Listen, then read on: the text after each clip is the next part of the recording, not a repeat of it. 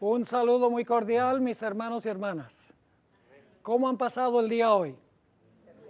Lleno de bendiciones, ¿verdad que sí? Esta tarde queremos continuar nuestro estudio.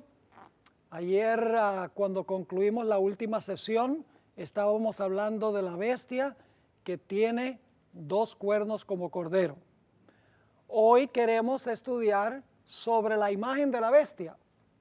Una imagen que va a hacer en honor a la bestia que tiene dos cuernos como cordero. Pero antes de entrar a nuestro estudio, queremos pedir la bendición del Señor. Así que les invito a inclinar sus rostros conmigo con reverencia y vamos a pedir la presencia del Señor. Padre Celestial, venimos ante tu trono en estos momentos, agradeciéndote por tus múltiples bendiciones, agradeciéndote especialmente por tu palabra. Sabemos que en este mundo hay tanta confusión, pero tu palabra endereza todo y nos ayuda a entender todo con claridad. Pedimos que al estudiar sobre la imagen de la bestia, que tu Santo Espíritu nos instruya sobre qué significa esto, porque sabemos que estamos viviendo en los tiempos cuando se van a desencadenar los eventos finales. Así que, Señor, escucha nuestra plegaria, porque te lo pedimos en el nombre precioso de tu Hijo, Cristo Jesús. Amén. Bien, ustedes tienen un material que se titula La imagen de la bestia. Es el que vamos a estudiar ahora. Y vamos a seguir bastante de cerca el material, como está escrito, porque quiero cubrir todas las bases.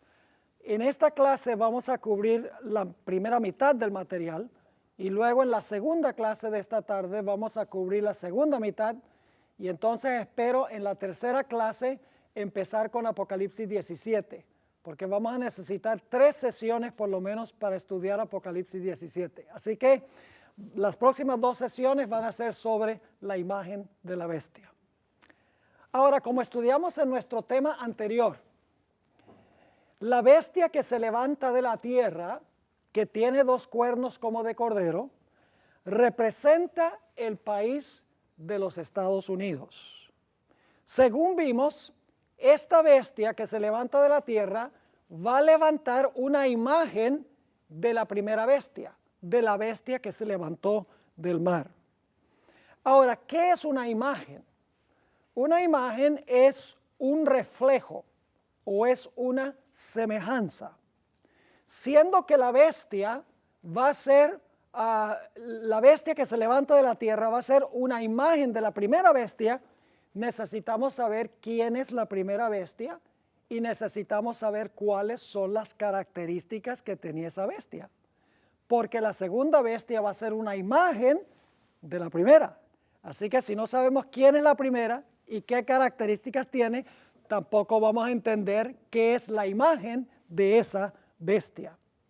Ahora, como hemos visto en nuestro estudio anterior, la primera bestia durante los 1260 años unió la iglesia con el Estado y empleó la espada del poder civil para perseguir a los que no estaban de acuerdo con sus enseñanzas y con sus prácticas. Quiere decir que la bestia que se levanta de la tierra va a ser una imagen de esto. Es decir, va a contrariar los principios que representan los 2 cuernos como de cordero y va a repudiar esos principios para establecer un sistema en los Estados Unidos parecido al sistema que existía durante el periodo de la primera bestia en la Edad Media en Europa. Es decir, va a ser una réplica de lo que fue el papado durante los 1260 años, uniendo la iglesia con el Estado y persiguiendo a los que no están de acuerdo con esta alianza o con esta unión. Se va a repetir otra vez la historia de Jesús, como hemos estudiado, donde se unió la iglesia con el poder civil para crucificar a Jesús. Se va a repetir la historia de Juan Hus, donde la iglesia apeló al emperador y como resultado fue quemado Juan Hus en la hoguera. Esa historia se va a repetir, créanlo o no, en los Estados Unidos de América. Un país que profesa respetar 2 reinos separados, que profesa dar libertad civil y religiosa, pero que va a repudiar esos principios haciendo una imagen de lo que fue la primera bestia. Como ya hemos visto en nuestro estudio anterior, los dos cuernos que tiene esta bestia que se levanta de la tierra representan dos reinos que existen en los Estados Unidos. Y esos dos reinos, como hemos estudiado, son el reino civil y el reino religioso, es decir, la iglesia y el Estado. De esta idea de separación de iglesia y Estado vienen dos principios: el principio de la libertad civil y el principio de la libertad religiosa. Usted no puede creer ni enseñar libertad civil y religiosa al menos que usted reconozca que hay dos reinos y que se deben mantener separados uno del otro. Es decir, los dos cuernos representan dos reinos de donde se desprenden dos principios. Y esos principios son libertad civil y libertad religiosa. Ahora, como mencionamos, esta bestia que se levanta de la tierra es una bestia un tanto esquizofrénica, porque es una bestia que tiene dos cuernos como de cordero.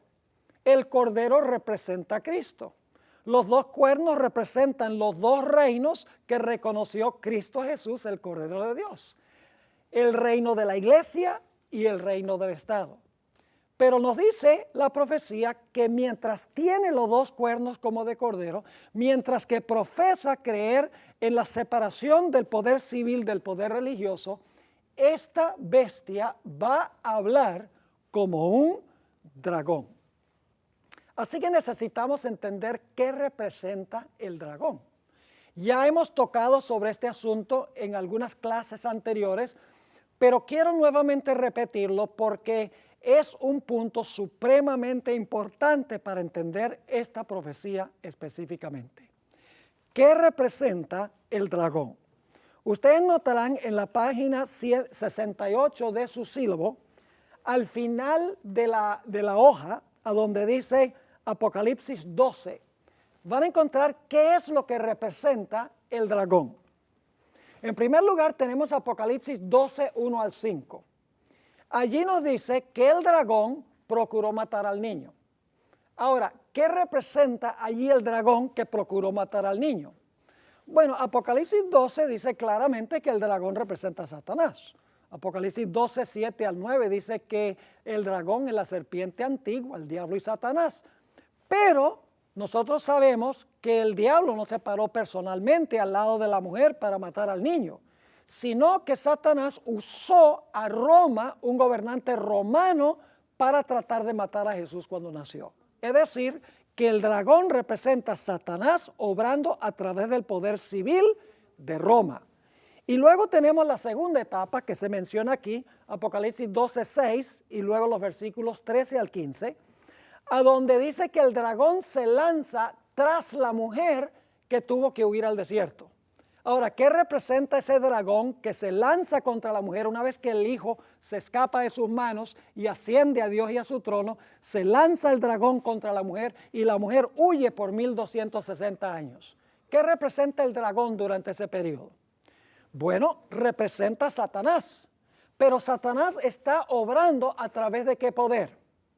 A través de otra Roma, la Roma amalgamada, a través de Roma papal. Todavía el dragón representa a Satanás obrando por medio de Roma. Y luego tenemos la última etapa. Ustedes saben que después de los 1260 años hemos estudiado que la bestia recibió una herida mortal. Por un tiempo está inactiva, los últimos 200 años, según Malaquías Martín. Pero luego yo pregunto, ¿el dragón va a perseguir de nuevo? Claro que sí. Porque Apocalipsis 12, 17 dice, luego el dragón se airó contra la mujer y se fue a hacer guerra contra el remanente de la simiente de ella, los que guardan los mandamientos de Dios y tienen el testimonio de Jesucristo. Ahora yo pregunto, esta persecución final dice que el dragón se va a lanzar contra el remanente de la simiente de la mujer. Yo pregunto, ¿qué representa ahí el dragón? El dragón representa a Satanás, ¿sí o no? Satanás quiere destruir al pueblo de Dios, pero ¿a través de quién va a obrar Satanás? A través de Roma restaurada al poder cuando se le sane la herida mortal. ¿Están entendiendo el punto? Es decir, en todas las etapas, cuando trata Roma de matar al niño, cuando Roma papal persigue a la mujer, cuando Roma papal persigue al remanente final, el dragón representa a Roma en sus diferentes etapas. Ahora yo pregunto algo. En Apocalipsis 13:11, cuando dice que esta bestia que se levanta de la tierra, que es los Estados Unidos, tiene 2 cuernos como de cordero, pero habla como un dragón, yo pregunto, ¿a nombre de quién está hablando esta bestia?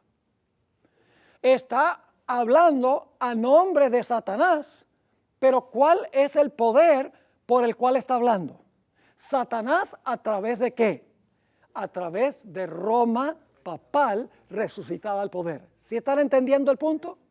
Es decir, que cuando dice que esta bestia de la tierra habla como un dragón, está hablando como Satanás, sí, pero está hablando como Satanás en nombre de Roma, Roma papal.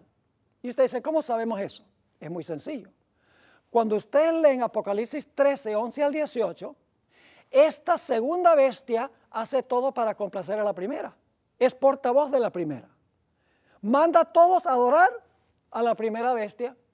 Hace una imagen de la primera bestia. Impone la marca de la primera bestia. Todo lo que hace en presencia de la bestia. Es decir, que esta nación va a hablar no solamente como portavoz de Satanás, sino que va a ser portavoz ¿de quién? Portavoz de Roma, Roma papal. Cuando aparece el dragón en las profecías es un símbolo de Satanás obrando a través de Roma. ¿Está claro ese punto? Muy importante. Ahora, ¿cómo habla una nación? Porque esta bestia que se levanta de la tierra es una nación, los Estados Unidos. Ahora, ¿cómo habla una nación? A través del Congreso que representa al pueblo.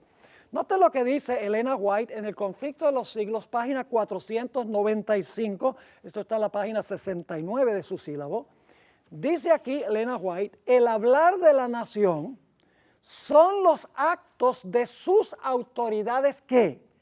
Legislativas y judiciales. Por esos actos la nación desmentirá los principios liberales. Liberales significa en términos de amplitud, no liberales políticamente ni teológicamente, sino en términos de que es un país muy amplio, muy liberal. Dice, por esos actos la nación desmentirá los principios liberales y pacíficos que expresó como ¿qué? Como fundamentos de su política. Va a profesar una cosa y va a hacer otra distinta. Ahora, esta es una bestia peculiar. Hemos mencionado que es peculiar porque es la única vez en las profecías a donde se identifica qué clase de cuernos tiene una bestia. Por ejemplo, la bestia que tenía 10 cuernos en Apocalipsis 12, sencillamente dice que tenía 10 cuernos. En Apocalipsis 13 dice que tenía 10 cuernos. En Apocalipsis 17 la bestia también tenía 10 cuernos. No dice qué clase de cuernos. Pero este es el único lugar a donde se menciona la clase de cuernos. Son cuernos como de cordero. Ese debe ser un detalle supremamente importante. El cordero representa a Cristo. Los cuernos son reinos. Es decir, debemos buscar cuáles 2 reinos reconoció esta nación. Y yo pregunto, ¿cuáles son los 2 reinos que reconoció los Estados Unidos que había reconocido de antemano al Señor Jesucristo? El poder civil y el poder ¿qué? Religioso. Como dice Mateo 22, Jesús declaró, dad pues a César lo que es de César y a Dios lo que es de Dios. Ahora fíjense, en los Estados Unidos, muchos cristianos de hoy dicen que debemos ser patrióticos y cristianos. Y declaran que para ser patrióticos y cristianos necesitamos presionar al gobierno para que apoye la religión en cosas tales como la oración en la escuela pública, como por ejemplo en vouchers para que podamos mandar nuestros hijos a escuelas privadas, escuelas religiosas, que debemos nosotros recibir dinero del gobierno, las iglesias, para llevar adelante su obra caritativa en favor de los pobres, que el gobierno debe apoyar exhibiciones religiosas en propiedades públicas. Dicen, si nosotros somos patrióticos y si nosotros en realidad somos cristianos, debemos presionar al gobierno para que exalte el cristianismo. Pero escuchen bien, ya hemos visto que separar los asuntos de la iglesia de los del Estado es cristiano, porque eso fue lo que hizo Cristo. Unirlos es característica del anticristo, no de Cristo. Así que ser cristiano significaría no usar el poder civil por parte de la iglesia. ¿Y qué diríamos de ser patrióticos? Mis hermanos y hermanas, ser patrióticos significa abogar por los principios de los que fundaron a la patria. Pero los que fundaron la patria declararon que se debe separar la iglesia del Estado, y hoy en día los que supuestamente son patriotas quieren ir en contra de los fundadores en nombre del patriotismo y unir lo que los fundadores separaron. Es decir, mis hermanos y hermanas, si la iglesia se une con el Estado, eso es anticristiano, porque Jesús condenó eso. Y es antipatriótico porque los fundadores también condenaron eso. Ahora, quiero que repasemos la primera enmienda a la Constitución de los Estados Unidos. Ahí se encuentran los dos principios cardinales de los cuales hemos estado hablando: el poder civil y el poder religioso, libertad civil y religiosa. Ya la leímos ayer a esta enmienda, pero vamos a leerla de nuevo. Consta de 3 cláusulas. La primera cláusula se conoce como la cláusula del establecimiento, que el gobierno no puede establecer religión. La segunda cláusula se conoce como la cláusula del libre ejercicio. El gobierno no puede prohibir que usted practique su religión.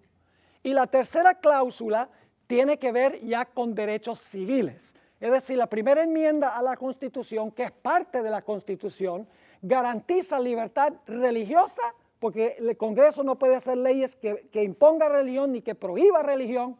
Y también tiene el segundo cuerno porque garantiza libertades civiles. Noten lo que dice la primera enmienda. El Congreso no hará ninguna ley, porque el Congreso redacta las leyes, ¿verdad que sí? El Congreso no hará ninguna ley que tenga que ver con el establecimiento de religión.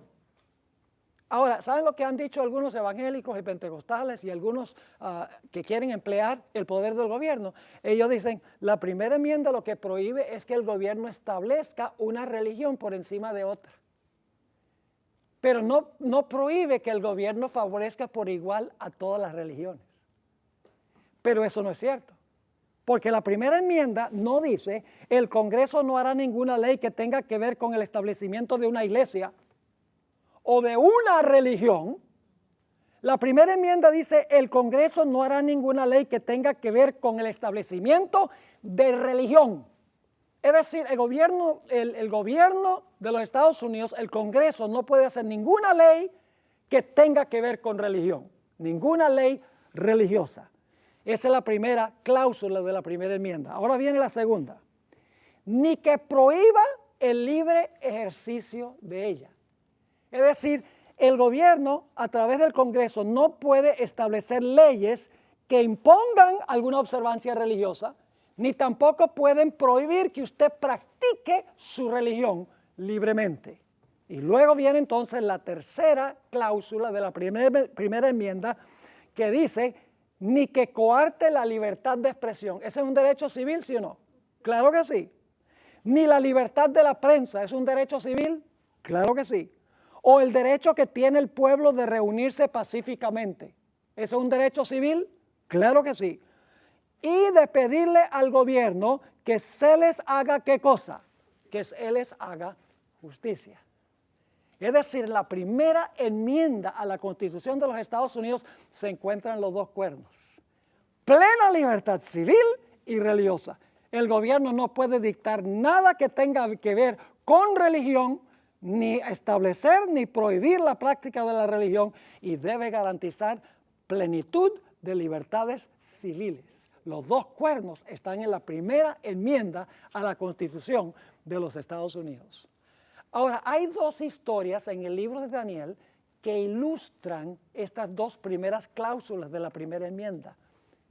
Esas dos historias son las que encontramos en Daniel 3 y en Daniel 6. Ahora voy a pasar por alto la primera mitad de la página 70, ustedes pueden leer eso, y voy a ir a donde se dice la cláusula que prohíbe el establecimiento de la religión en Daniel 3. Ustedes saben que en Daniel el capítulo 3, el rey, que era el gobernante civil, estableció una observancia religiosa, ¿sí o no? Porque levantó una imagen y le mandó a todos, el poder civil le mandó a todos que adoraran a la imagen que él levantó. Es decir, el gobierno está estableciendo una observancia religiosa, ¿sí o no? Ahora, fíjense qué interesante. Los que rehusaran obedecer a esta ley religiosa dada por el civil, ¿qué iba a pasar con ellos? Iban a perder la vida, que es la libertad civil más preciosa que tiene un ser humano. El gobierno debe proteger la vida de la gente. Pero cuando el rey, el poder civil, impuso esta ley religiosa, él dijo, el que no esté de acuerdo va a perder no solo sus convicciones religiosas, sino que también va a perder su libertad civil, va a perder la vida. Es decir, que cuando se unió la iglesia con el Estado y el Estado estableció una observancia religiosa, el resultado fue la persecución. ¿Se dieron cuenta? Ahora, en otras partes del libro, esto es importante reconocerlo, en otras partes del libro vemos que Daniel y sus tres amigos eran fieles ciudadanos de Nabucodonosor. Es decir, obedecían todas las leyes legítimas del estado de Babilonia. Pero cuando se trató del rey imponer una ley que violaba los dictámenes de su propia conciencia, una ley que violaba su religión, ellos desobedecieron al poder civil. ¿Cuándo es el único tiempo que nosotros tenemos derecho de desobedecer al poder civil? Solamente cuando el poder civil se sobrepasa a su autoridad y se mete con la religión. En ese momento podemos obedecer a Dios y no a los hombres. Y eso fueron lo que hicieron. Los tres jóvenes dijeron, nosotros no vamos a arrodillarnos ante esta estatua, vamos a desobedecer el decreto del rey, porque el rey y el poder civil no tienen ningún derecho de imponer una observancia religiosa. ¿Ven cómo esto ilustra la primera cláusula de la primera enmienda? El gobierno está estableciendo religión. Ahora los tres jóvenes se pararon allí y no quisieron adorar la imagen. Es interesante leer cómo describe la hermana White el rostro de Nabucodonosor, porque ella lo vio en visión. Ella dice que cuando Nabucodonosor dijo, ¿y qué Dios os librará de mis manos?, dice que alzó la mano al cielo y que la cara de él parecía la cara de un demonio, dice el espíritu de profecía. Estaba enfurecido porque no se estaba respetando el decreto civil y religioso que el rey estaba dando. Y los jóvenes no tenían sino una sola corte de apelación. ¿Tenían ellos alguna protección de las leyes humanas? ¿Cuál era su única corte de apelación? Su último recurso era confiar en Dios. Yo pregunto, ¿va a pasar esta historia de nuevo? ¿Saben dónde se cumple esto al final de la historia? Claro, en el Antiguo Testamento tenemos un rey literal, Nabucodonosor, que por un tiempo, dicho sea de paso, vivió de bestia, ¿no? Y levantó una imagen, mandó a todos que adoraran la imagen, y cualquiera que no adorara la imagen iba a ser muerto. Apocalipsis 13, 11 al 18 tiene todos esos elementos. La bestia levanta una imagen, el que no adora la imagen será muerto. Es decir, que el trasfondo de Apocalipsis 13, 11 al 18 se encuentra en Daniel el capítulo 3. Y los jóvenes se pararon y dijeron, Dios nos librará, y si no nos libra, igual, nosotros adoramos solamente a nuestro Dios. Y ustedes saben lo que Dios hizo. Dios intervino. Cristo Jesús mismo vino al horno de fuego para librar a esos 3 jóvenes de ser incinerados vivos. Es decir, que la historia de Daniel 3 lo que hace es ilustrar la primera cláusula de la primera enmienda a la Constitución. ¿Qué sucede cuando un gobierno impone una observancia religiosa? Inmediatamente viene la persecución y la violación de los derechos civiles. Daniel 6 es la otra historia. Esa ilustra la segunda cláusula de la primera enmienda a la Constitución. Y ustedes dicen, ¿cómo es eso? En Daniel el capítulo 6, el rey no está imponiendo religión. Lo que el rey está diciendo es que nadie puede orar por 30 días. Está prohibiendo que Daniel y otras personas practiquen su religión. Él no está diciendo, ustedes tienen que orar esta oración específica. No está estableciendo religión. Lo que está diciendo es que no pueden orar por un periodo de 30 días. Está prohibiendo el libre ejercicio de la religión. ¿Ven un poquito de diferencia ahí entre la primera historia y la segunda? Ahora, lo interesante es que Daniel dijo, no, yo no puedo obedecer esa ley porque está prohibiendo que yo ejerza libremente mi religión. El poder civil se ha sobrepasado a su nivel de autoridad. Que gobierne en los asuntos civiles, pero que no venga a legislar en asuntos religiosos. Ahí yo sí tengo derecho de desobedecer el decreto del rey. Y así abrió las ventanas de su cuarto, no quiso esconder nada, y oró 3 veces al día hacia Jerusalén, como siempre lo había hecho. Y ustedes saben qué fue lo que pasó. Lo que pasó fue que lo echaron al foso de los leones. ¿Y cuál fue la última corte de apelación de Daniel? ¿Tenía alguna ley humana que lo protegiera?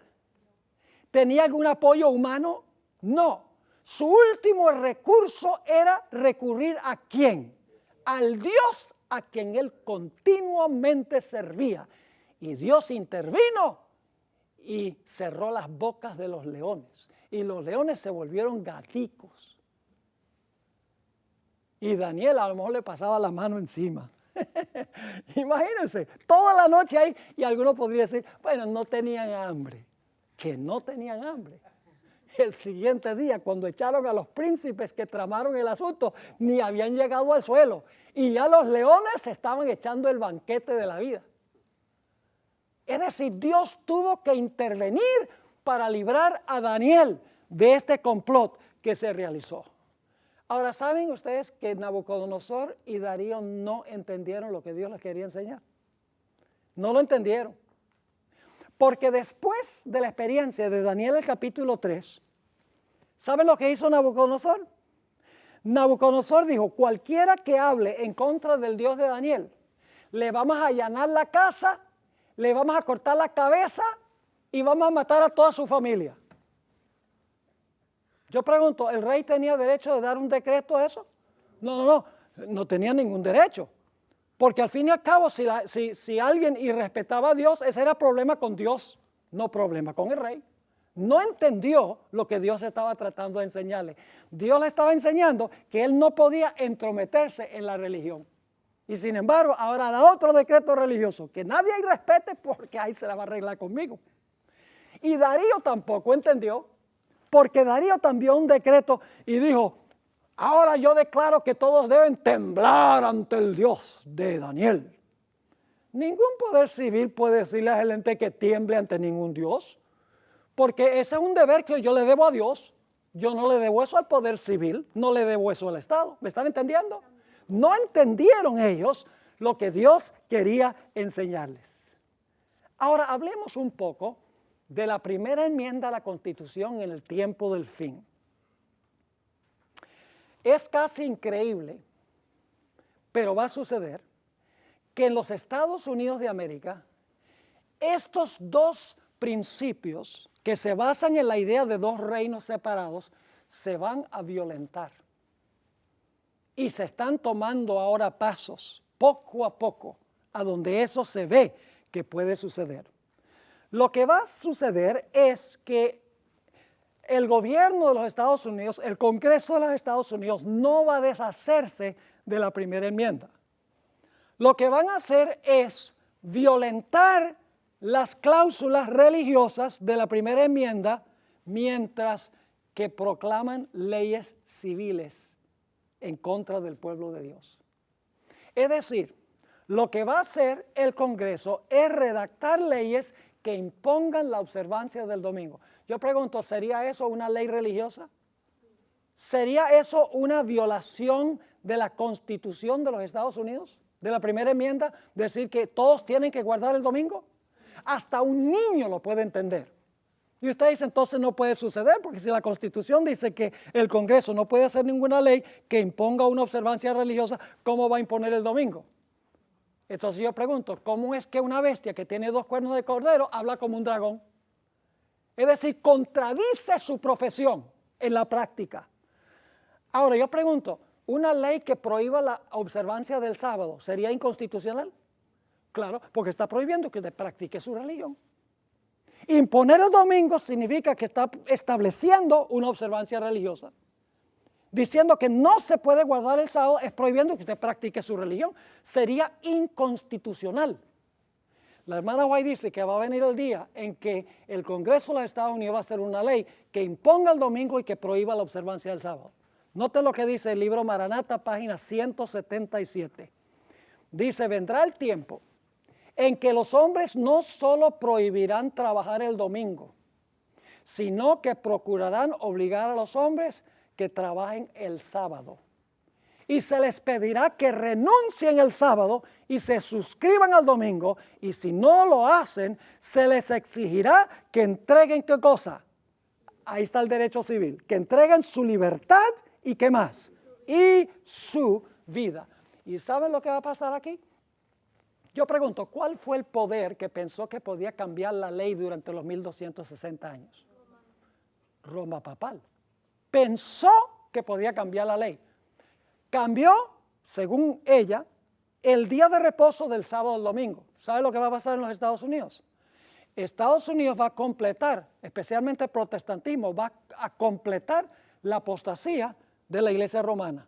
Porque la iglesia romana cambió la ley y los Estados Unidos va a imponer ese cambio del día de reposo por ley en los Estados Unidos. Ahora usted dice, pastor, eso es una imposibilidad. Porque en realidad imponer una ley dominical sería una violación de la primera enmienda de la Constitución. Prohibir guardar el sábado sería una violación de la primera enmienda a la Constitución. ¿Cómo es que podría pasar eso? Tendría que pasar cuando suceden ciertas cosas, indudablemente, en los Estados Unidos. La hermana White describe varias de estas cosas. Va a suceder en un periodo de emergencia nacional. Ustedes recuerdan lo que pasó, tal vez no estaban aquí en los Estados Unidos, pero el 9/11, cuando se estrellaron los aviones con las Torres Gemelas en Nueva York, pasó algo muy interesante. Todo el mundo se volvió religioso. Las iglesias se llenaron. No conseguía uno en librerías Biblias, ni tampoco libros sobre las profecías de Nostradamus.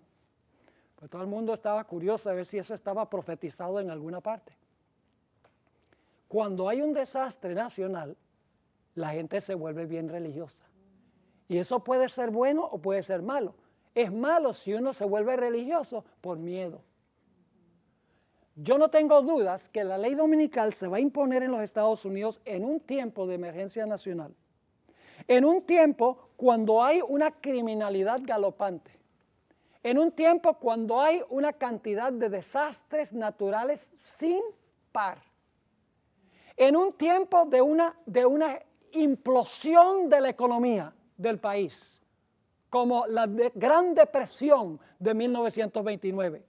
En un tiempo cuando el espiritismo está creciendo y se están supuestamente apareciendo personas que murieron para decir, todo esto está pasando porque no se guarda el domingo, porque la gente no está yendo a la iglesia el domingo. En todas esas circunstancias de emergencia nacional es a donde se podría explicar que se va a violentar la primera enmienda a la Constitución de los Estados Unidos. Ahora, los Estados Unidos tiene 3 ramos de gobierno, como muchos otros países. Tiene el ramo ejecutivo, el ramo legislativo y el ramo judicial. Son los tres ramos de gobierno que tienen los Estados Unidos. Ahora, el poder legislativo redacta las leyes. El poder ejecutivo hace cumplir las leyes y el poder judicial interpreta las leyes, por lo menos la Corte Suprema, interpreta las leyes y dice si son constitucionales o no son constitucionales. Ahora, a veces yo cuando estoy presentando estas cosas en diferentes sitios hago la pregunta, ¿cuál es el ramo de gobierno más poderoso en los Estados Unidos? Casi siempre cuando hago esa pregunta la gente dice, oh, es el poder ejecutivo, porque ese es el que tiene poder para hacer cumplir las leyes. Pero en los Estados Unidos, el ramo de gobierno más poderoso no es el ejecutivo, ni el legislativo, es el poder judicial. Particularmente la Corte Suprema de los Estados Unidos. Son 9 jueces que tienen un poder sin límites, básicamente, humanamente hablando. Les doy una ilustración para que puedan ver el poder que tiene la Corte Suprema. Algunos de ustedes recordarán la elección del año 2000. ¿Recuerdan la elección del año 2000 en la Florida? A donde no se sabía quién había ganado la elección. Si había ganado Gore, Dios me libre de eso. Si había ganado Gore, o si había ganado, ¿quién era el otro candidato? Bush, o si había ganado Bush. Y ustedes recuerdan que eso fue llevado a un tribunal, otro tribunal un poco más alto, otro tribunal, estaban metidos los abogados, había una discusión, que si se iban a recontar los votos, si no se iban a recontar los votos, era un desorden. Era una comedia para el mundo, en realidad. La gente decía, ¿cómo puede pasar eso en los Estados Unidos, un país que es tan organizado con una tecnología tan avanzada? Pero ¿saben lo que pasó finalmente? Finalmente el asunto fue a la Corte Suprema. Y 9 jueces dijeron, queda de presidente George Bush. Última corte de apelación. La Corte Suprema de los Estados Unidos eligió al presidente de los Estados Unidos, porque podría haber declarado que se contaran de nuevo los votos, pero no quiso hacerlo. La Corte Suprema tenía tanto poder que cuando la Corte Suprema dijo, ganó Bush, caso cerrado. Ahora, quiero hablarles un poquito de la Corte Suprema. La Corte Suprema tiene 9 jueces. De esos 9 jueces, 6 son católicos romanos. A pesar de que solamente el 25% de la población de los Estados Unidos es católica, el 66% de los jueces son católicos. Los jueces católicos, ustedes tienen los nombres aquí, el juez supremo de la Corte Suprema, John Roberts, los asociados Antonin Scalia, Clarence Thomas, Anthony Kennedy, Samuel Alito y finalmente la última, Sonia Sotomayor. Los medios de comunicación en los Estados Unidos están casi completamente controlados por los católicos. Es increíble. Además de eso, la Iglesia Católica se ha echado al bolsillo a Barack Obama, quien ha viajado hasta el Vaticano en varias ocasiones para entrevistarse con el Papa. Además de eso, recién elegido, le hicieron una invitación para presentar el discurso de graduación en la universidad más famosa católica en los Estados Unidos, la Universidad de Notre Dame, en el estado de Indiana. Y luego, Barack Obama, cuando estaba decidiendo quién iba a ocupar a un puesto que había quedado vacante en la Corte Suprema, eligió a Sonia Sotomayor, que es católica romana. Ahora, lo interesante, hermanos y hermanas, es que no hay ninguna evidencia de que esta tendencia no continuará. Los jueces más liberales de la Corte Suprema, Kennedy, Ginsburg y otros, se están envejeciendo y Ginsburg por lo menos está de muy mala salud. ¿Podríamos imaginarnos nosotros cómo sería la Corte Suprema si tuviera 7 o más católicos romanos.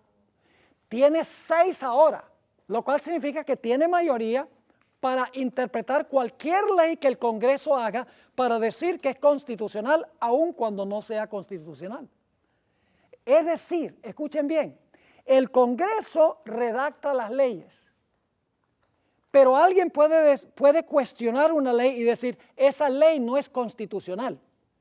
Si alguien cuestiona la ley que redactó el Congreso y dice, esa ley no es constitucional, pueden apelar a la Corte Suprema.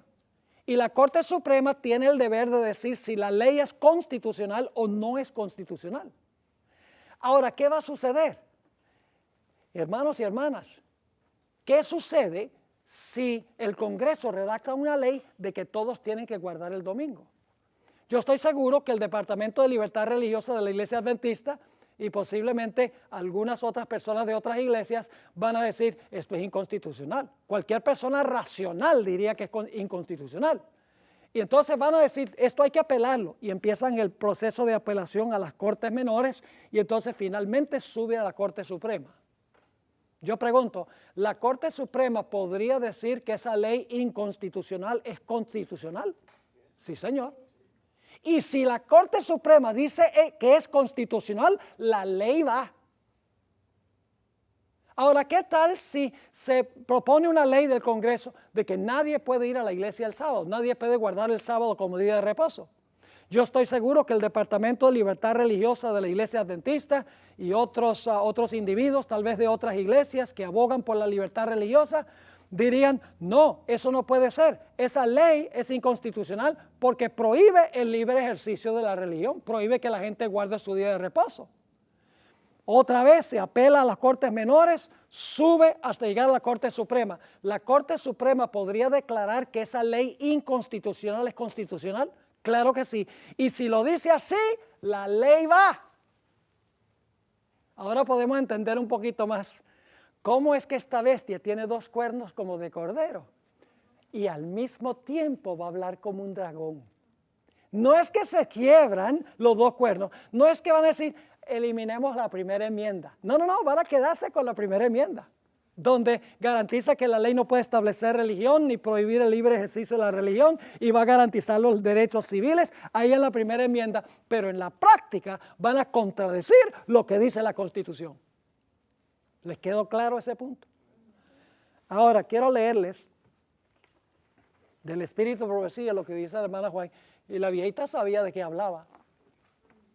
Escuchen bien, la hermana Juan escribió estas cosas cuando los protestantes no querían nada que ver con los católicos.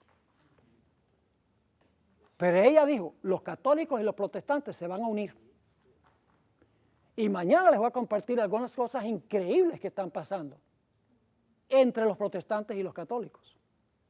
Que yo lo había leído decir, va a pasar, pero verlo es otra cosa distinta.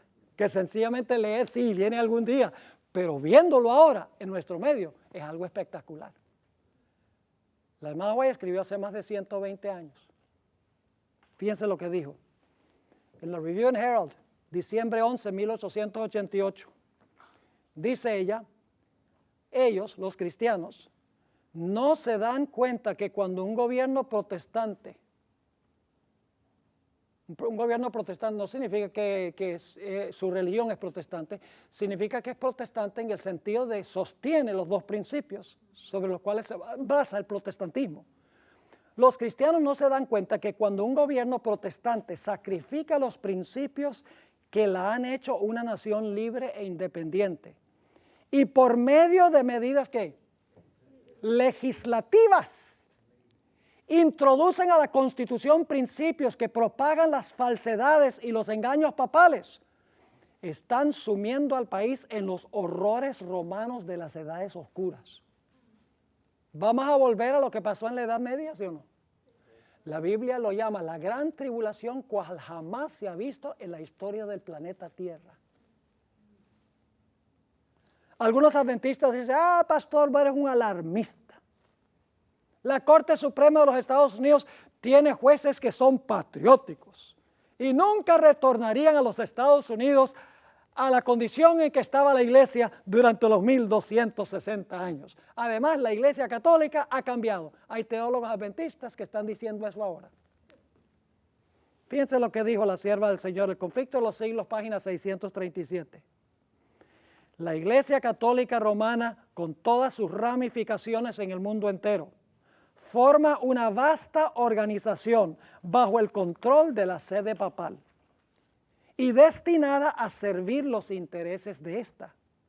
Instruye a sus millones de adeptos en todos los países del globo para que se consideren obligados a obedecer ¿a quién?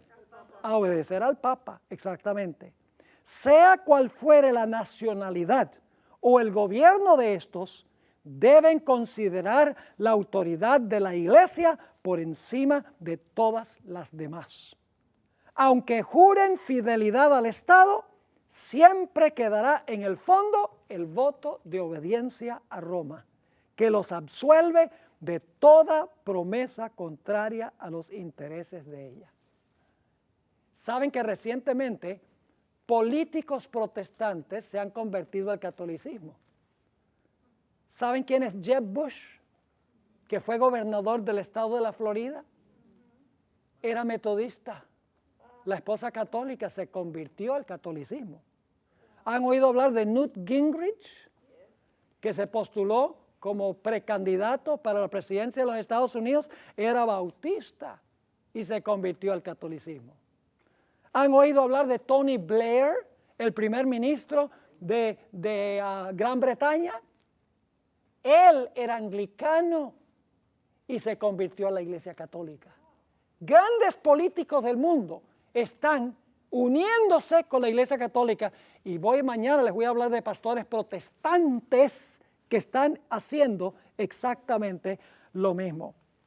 Algunos dicen, no, pastor, usted es un alarmista, no hay nada que temer, el papado ha cambiado. Mire cómo el papado habla de ayudar a los pobres. Judas también hablaba de ayudar a los pobres. Y se le llama el hijo de perdición, que es el mismo nombre que le da 2 Tesalonicenses al hombre de pecado. Es una fachada.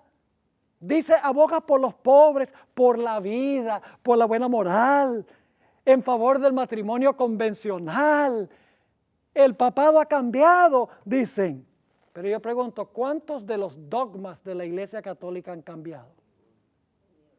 ¿Todavía creen las indulgencias? ¿Todavía creen que podemos pedirle favores a María? ¿Todavía ahora por los muertos y a los muertos? ¿Todavía cree que el domingo es el día de reposo? ¿Todavía cree que María es la madre de Jesús, la madre de Dios? ¿Todavía creen que María fue concebida sin pecado? ¿Todavía creen que María ascendió corporalmente al cielo? ¿En qué doctrina ha cambiado la Iglesia Católica? En ninguna. Lo que ha tenido es un facelift. Le han puesto maquillaje, le han arreglado el pelo para que se parezca, que sea diferente, pero en su esencia es una iglesia y un estado con aspiraciones de dominio global. Téngalo por cierto que eso es correcto. Fíjense lo que dijo un teólogo católico. Dijo, en la minoría somos como un cordero. En la igualdad somos como una serpiente. Y en la mayoría somos como un león. Lo que pasa, la Iglesia Católica no ha sacado las uñas porque en este país ha estado en la minoría o en la igualdad. Pero cuando esté en la mayoría, se portará como un león. La mejor descripción del papado la da el espíritu de profecía. En el conflicto de los siglos 6-28. No hay mejor explicación en ningún libro que yo haya leído que la que da la hermana Guayaquil, la que voy a leer ahora. Forma parte de su política asumir el carácter que le permita realizar mejor sus fines. Pero bajo la apariencia variable del camaleón, ¿saben lo que es un camaleón? En El Salvador tienen camaleones, yo sé, en Latinoamérica hay camaleones. ¿Qué hace un camaleón? Cambia de color para parecerse al medio ambiente a donde está. Pero sigue siendo camaleón. Claro que sigue siendo camaleón. Así que la sierva del Señor dice, bajo la apariencia variable del camaleón, oculta el veneno invariable de la serpiente. La apariencia de camaleón, pero por debajo el veneno de la serpiente. Y usted dice, pastor, ¿por qué habla tan fuerte de la iglesia romana? Estoy hablando de la iglesia romana como organización. No a la gente dentro de la iglesia romana, porque hay gente, la mayoría del pueblo de Dios está, verdadero pueblo de Dios está en la iglesia católica y en las iglesias protestantes y no saben nada de esto. Y cuando lo saben, dicen, yo no me quedo aquí, yo salgo. No estamos hablando mal de personas, ni siquiera de sacerdotes, ni tampoco voy a hablar mal del Papa. Pero sí puedo hablar de la organización, porque la Biblia claramente contempla la organización. Tal vez ustedes han oído hablar de la historia del sapo y el escorpión. ¿Han oído hablar de esa historia? En un lado de un río estaba un sapo y un escorpión. Y el escorpión quería cruzar el río, pero no sabe nadar, el sapo sí. Entonces le dice al sapo, oye, déjame montarme encima tuyo para que me lleves al otro lado del río. Y el sapo dice, no, yo no puedo hacer eso porque tú me picas y me matas. Y el escorpión dice, pero ¿cómo te voy a matar? Si te mato me ahogo yo y te mueres tú también. Dicen, yo no te voy a hacer nada. Y finalmente lo convenció y se montó encima del sapo y el sapo está nadando, cruzando el río y de repente cuando está en medio del río, le mete el piconazo. Y el sapo, así moribundo, y claro, esto es una fábula, pero enseña una gran lección. El sapo levanta la cabeza y dice, pero tú me prometiste que no me ibas a picar. ¿Por qué me picaste? Y el escorpión le dice, porque es mi naturaleza. Es la naturaleza del papado perseguir a los que no están de acuerdo con el sistema. Y puede poner una cara muy bonita y decir, no, yo no voy a hacer eso. Pero la profecía dice que sí lo va a hacer. Nuevamente, forma parte de su política asumir el carácter que le permita realizar mejor sus fines, pero bajo la apariencia variable del camaleón oculta el veneno invariable de la serpiente. Hace más de 120 años, la hermana White escribió esto, será nuestra última cita de este segmento, se encuentra en Signs of the Times, Señales de los Tiempos, junio 12, 1893. Todas estas citas yo las traduje, no están en español, pero yo las traduje para que puedan leerlas, porque no están bien versados en el idioma del cielo, que es el inglés. Y usted dice, no puede ser, es el español. No es el inglés, ¿saben por qué? Porque los gringos no hablan ningún otro idioma. Entonces Dios por misericordia, vamos a dejar que hablen inglés. No, es una broma nada más. Signs of the Times, junio 12, 1893. Escuchen bien. Cuando la tierra que el Señor levantó para darle refugio a su pueblo, para que pudieran adorarle conforme a los dictados de sus propias conciencias, la tierra sobre la cual Dios ha colocado por largos años el escudo de la omnipotencia, la tierra que Dios ha favorecido haciéndola depositaria de la religión pura de Cristo. Cuando dicha tierra, por medio de sus legisladores, eso sería un acto nacional, ¿verdad? Por medio de sus legisladores, repudie los principios del protestantismo y apoye la apostasía romana que procuró alterar la ley de Dios, entonces se revelará la obra final del hombre de pecado. Los protestantes, escuchen esto, los protestantes le brindarán toda su influencia y apoyo al papado. Y usted dice, imposible, pastor, eso no va a pasar. Está pasando. No es que va a pasar, está pasando. Y mañana les voy a compartir algunos datos que demuestran que está pasando. Sigue diciendo, por un acto nacional. ¿Qué es un acto nacional? Es una ley del Congreso, mis hermanos y hermanas. Un acto nacional es una decisión que toma toda la nación. Dice, por un acto nacional impondrán la observancia del falso sábado. Y ahora fíjense la terminología. Y le darán vida y vigor a la fe corrupta de Roma. ¿Qué significan esas palabras que le darán vida y vigor? Debe ser que el papado hasta ese momento no tenía vida ni vigor. ¿Por qué no tenía vida ni vigor? Porque tiene una herida mortal. Y luego, por si acaso no entendieron lo que significa vida y vigor, sigue diciendo, por un acto nacional, impondrán la observancia del falso sábado y le darán vida y vigor a la fe corrupta de Roma, y así, ¿qué cosa? Revivirán, porque tiene una herida mortal, revivirán su tiranía y su opresión de la conciencia. Entonces será tiempo para que Dios obre con gran poder para vindicar su verdad, como lo hizo en Babilonia con Daniel y sus 3 amigos. Cuando el poder civil impuso religión y prohibió el libre ejercicio de la religión, Dios les dio cuerda y les permitió, dijo, háganlo. Pero cuando llegó a cierto punto, Dios dijo, hasta aquí y no más. Y Dios intervino y libró a los 3 jóvenes del horno de fuego por un milagro sobrenatural. Y libró a Daniel de las bocas de los leones, ahí en el foso de los leones. De la misma manera, mis hermanos y hermanas, cuando el pueblo de Dios al final de la historia sea perseguido por esta coalición, esta unión entre la iglesia y el Estado, esta unión fornicaria de la cual hablan las Escrituras, cuando la ramera se una con los reyes de la tierra y se una con el protestantismo, esta triple unión, nosotros no tendremos ninguna corte de apelación humana, pero tendremos la más grande corte de apelación del universo. Podremos apelar a Dios.